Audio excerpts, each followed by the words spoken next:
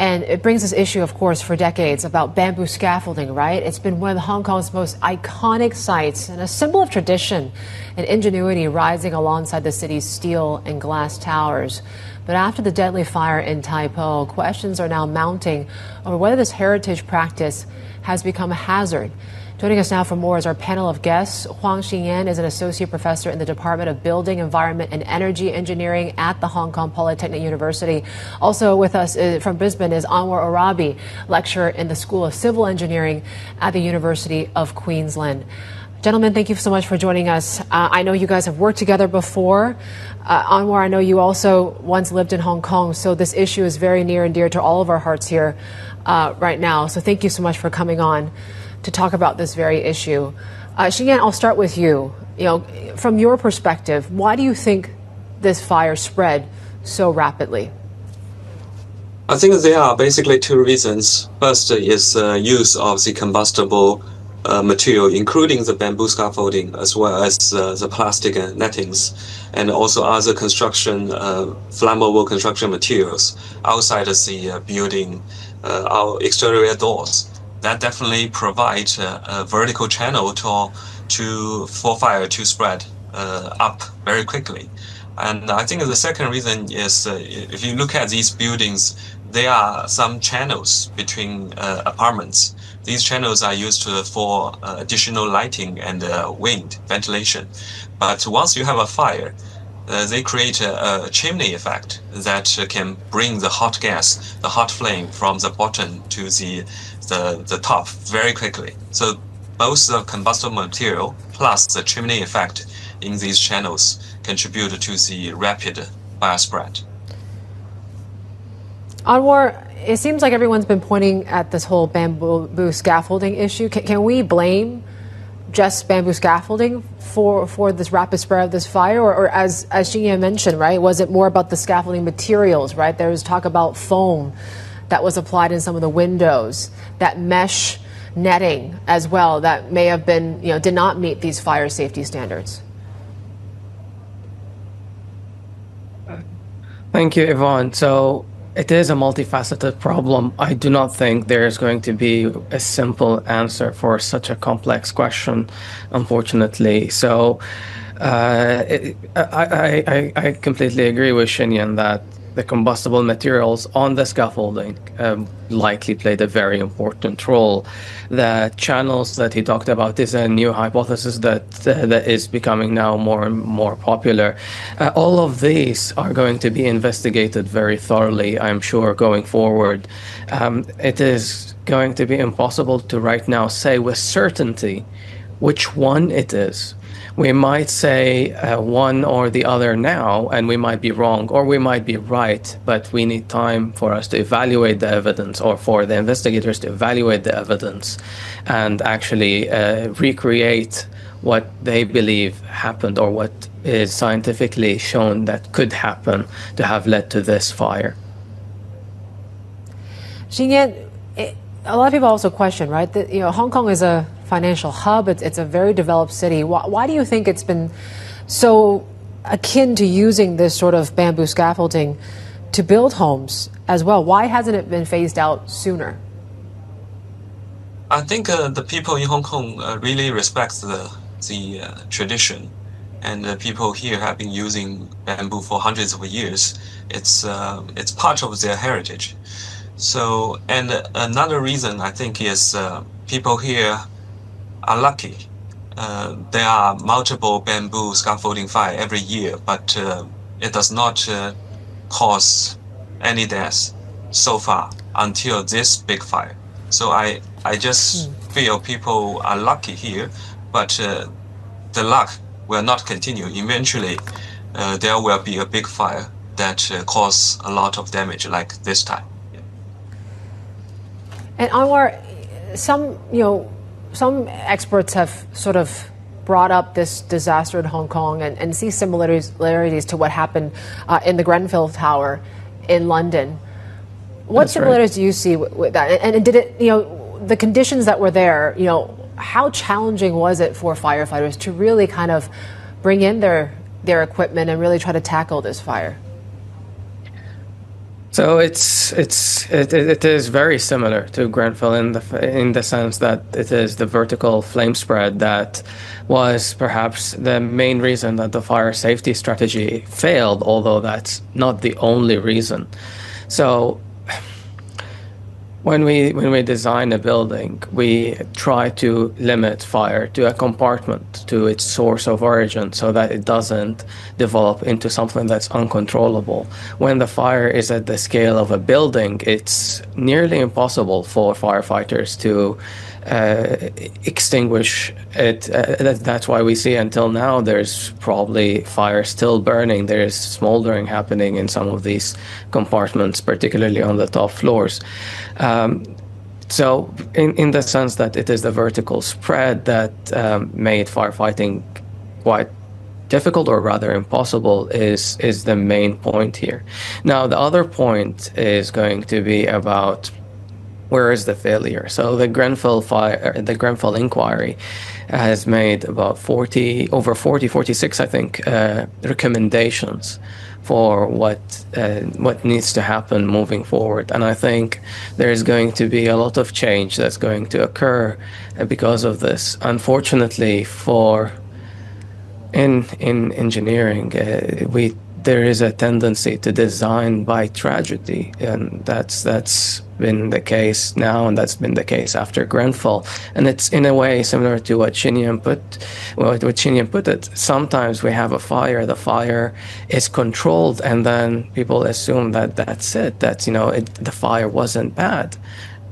Many fires could have turned into a tragedy, they just didn't. So there is a bit of a survival bias in a way. So we assume that things are safe until they're proven not. And that's the problem. It's the exceptions that kind of show us the failures of our systems that we have in place. And this is not a Hong Kong problem. This is a worldwide problem. These systems are so complex. These buildings are so complex. There are so many factors that you need to consider. As Xinyan put it earlier, there is the light and ventilation. These are crucial, very, very important for day-to-day life of residents, but they might have contributed to the flame spread in this case. And Xinyan, as Anwar mentioned, it was the vertical spread. I'm just wondering in terms of, I was looking at some of the video of just how high some of these firefighters and their ladders were. I think they were only kind of close to maybe halfway up some of those buildings here. The challenge of bringing water so high up to skyscrapers that we see here in Hong Kong, is that going to be a big issue as well? No, I think it's a global challenge. There is basically no good technique to bring the water to these high-rise buildings, especially for those above 100 meters. It's a global challenge. I think it's limited by our modern technology. It's simply hard. And some people say maybe there are some special kind of fire engine that can bring water above 100 meters. But these engines are super large, and it takes a long time for these engines deploy, maybe 30 to 40 minutes. But when these engines deploy, after that, it's already too late. So I think it's limited by our current technology. No country, no city in the world can handle these high-rise building fire.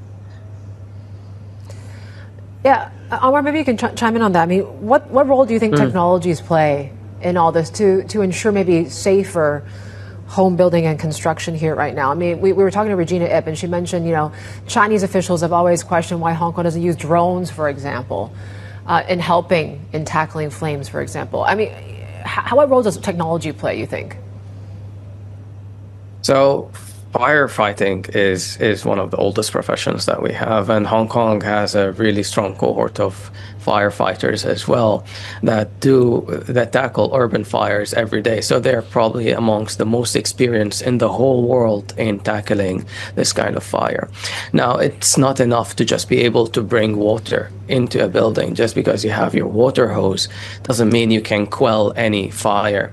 The height, of course, plays a role here. It's really difficult to get up high, and of course, I don't think a drone can get any close to these fires when they're at that scale.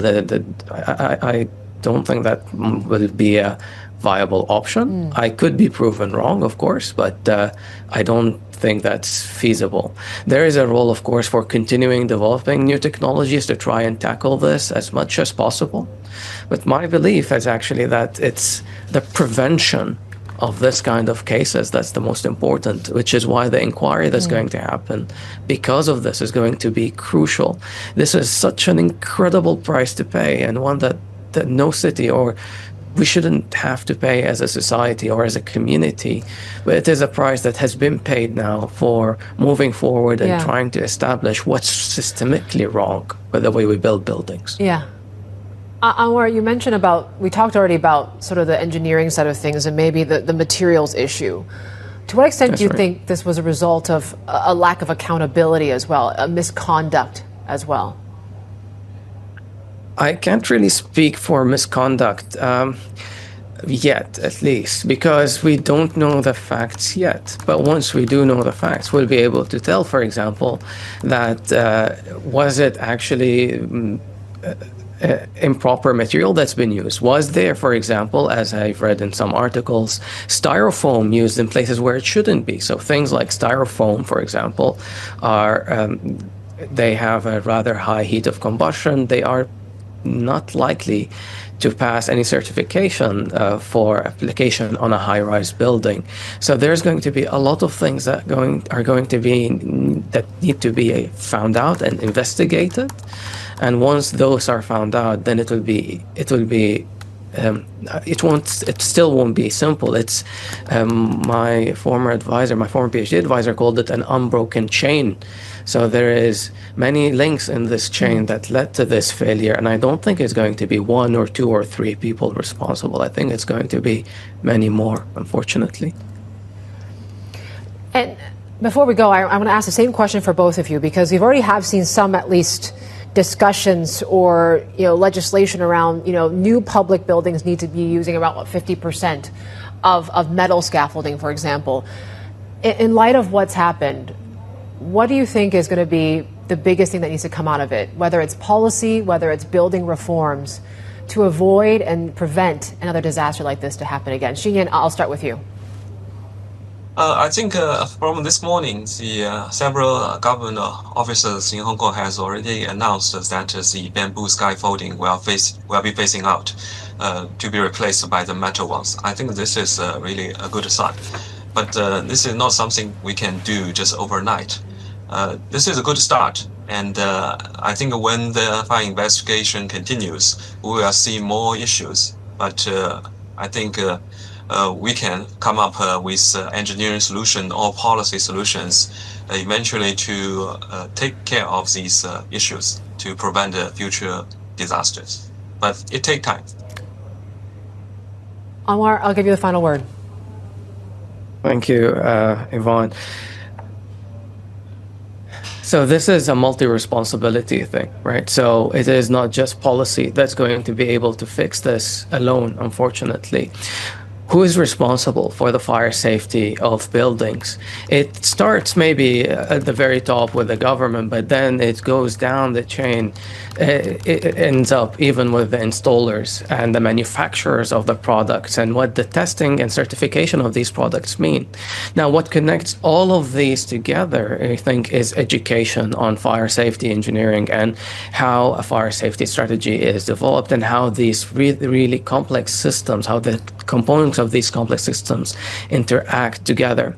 Because once that knowledge is available and once that training is provided and everyone knows what they're exactly going to be responsible for, then things will be able to improve and move forward.